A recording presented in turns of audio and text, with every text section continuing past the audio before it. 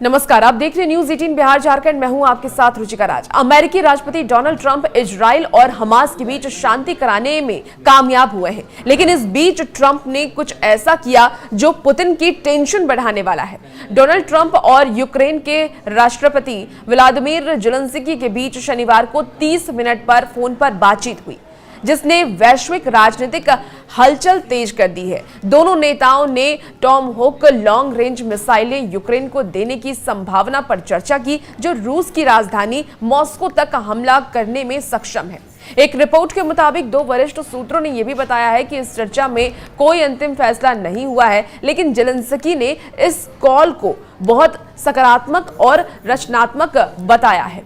दरअसल ज़ेलेंस्की ने यह बोला है कि अगर गाजा में शांति संभव है तो रूस का युद्ध भी रुक सकता है। यूक्रेनी राष्ट्रपति ने ट्रंप को गाजा शांति समझौते के लिए बधाई दी और ये कहा कि अगर वो युद्ध रोक सकता है तो निश्चित ही रूस का युद्ध भी रोका जा सकता है। ज़ेलेंस्की ने यह भी बताया कि उन्होंने ट्रंप को रूस के ऊर्जा तंत्र पर हमले के बारे में जानकारी दी और एयर डिफेंस को मजबूत करने के अवसरों पर चर्चा भी की। आपको बता दें कि उन्होंने ये भी कहा कि हमें मजबूत बनाने के लिए कुछ ठोस विचार और विकल्प हैं। रूस को वास्तविक कूटनीति की दिशा में लाने के लिए ताकत दिखाना जरूरी है। ज़ेलेंस्की ने पिछले महीने संयुक्त राष्ट्र महासभा के दौरान ट्रंप से मुलाकात में ये मांग की थी कि अमेरिका यूक्रेन को टॉमहोक क्रूज मिसाइलें दे या नाटो देशों के जरिए उपलब्ध कराएं।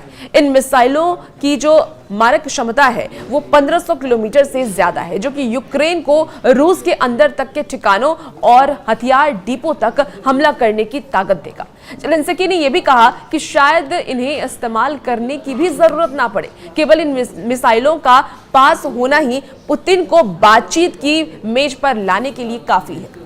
अब इस पर पुतिन क्या कह रहे हैं वो आपको बताते हैं। वहीं इससे पहले रूसी राष्ट्रपति व्लादिमीर पुतिन ने यह कहा है कि अगर अमेरिका या नाटो देश यूक्रेन को टॉमहोक मिसाइलें देता है तो यह युद्ध का नया और खतरनाक चरण होगा।